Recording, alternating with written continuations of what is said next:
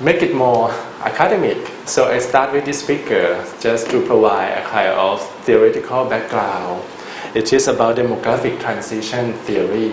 Have you ever seen these figures or have you ever heard about this theory before? No?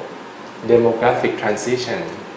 It is a key theory that tries to explain the situation that why many developed countries turn to be aging society or turn to be aged society.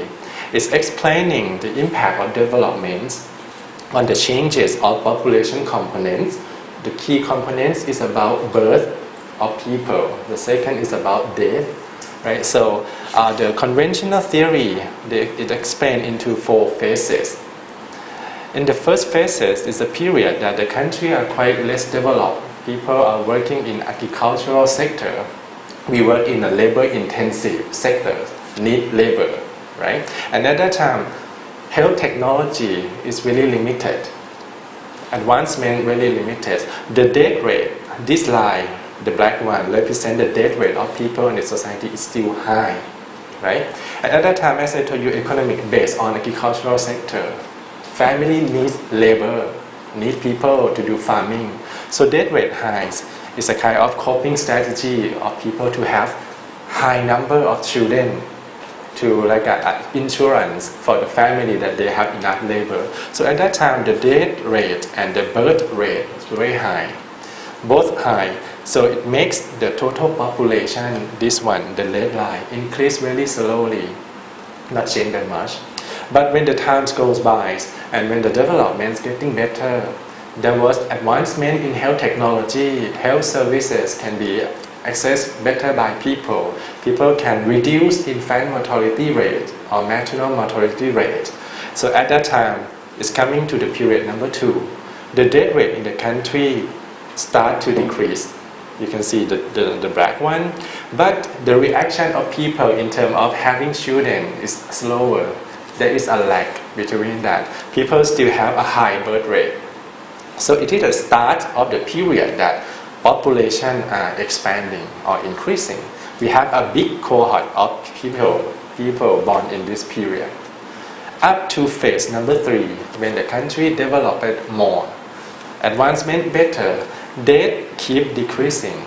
And it's the time that people now realize that we don't need many children anymore, right? Because not many people, not many infants die. We don't need many of them. So the birth rate start to decrease. At this time, still, the population is still growing at a very fast rate. So you can see that from phase 2 and phase 3 is a period that population are expanding. I think it's happening in Japan as well, especially after the World War II, and in Thailand, in other countries also. Population increased a lot up to phase number 4. Phase number 4 when the birth rate keep decreasing and keep decreasing until the rate are not much different from the death rate. So the increase of population start to slow down, and the level of total population get to the stationary level. Conventional theory explain only 4 phases. But nowadays, as we have learned from Japan, this theory is supposed to have the 5th one, right? It's a period when the death rate gets higher.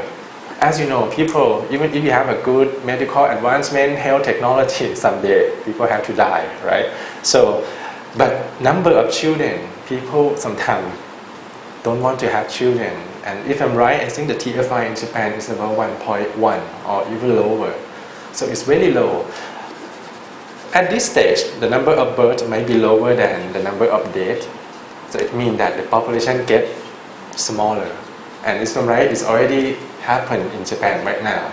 In Thailand, we are following that path. So start with theoretical background explaining aging society. Usually we use demographic transitions to explain the situation. Based on the theories, we can show a kind of changes in population structure by using what we call population pyramid, which is show the number of population by genders, male and female, and by specific age. In the phase number 1, the shape of population pyramid will be like a slim triangle. When move to the phase number 2, number of children getting more, right? Because the population is growing, it's become like a triangle. At this period, the society can gain some benefit as what we call demographic dividend. Have you ever heard that? Okay, blank space. But it's a bit technical term, but we call demographic dividends. It means the period that the country can enjoy the benefit from having a large group of people in working age. It's like if you have many people like you, many of you are in working age, right? Age more than 15. If you have a large proportion of population in this age, the country will gain some benefit, and it can develop very fast. Japan has gone through this.